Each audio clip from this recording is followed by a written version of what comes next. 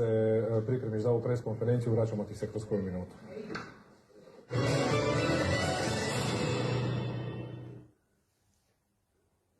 A uoči ove pres konferencije naša Ivana Kopčić kratko je porazgovarala i s Dijanom Majer, evo što je ona rekla.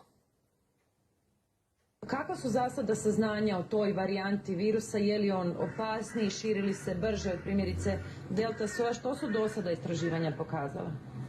Do sada što znamo, evo, Omikron je svega 2-3 tjedna kod nas, odnosno u svijetu. Znamo da je zarazniji, da se brže širi, ali ne znamo, malo znamo o kliničkih pete ponovo, molim vas. Može, polako samo. Joj, znate, jedno je, kaj mogu reći, ne mogu, kaj znamo. Može, samo polako. Evo, što do sad znamo o Omikronu kao toj mutiranoj varijanti virusa? Da, evo, Omikron je nova varijanta, ima 30-ak mutacija na proteinu šiljka. Neke mutacije su i prijašnjim sojevima dokazane.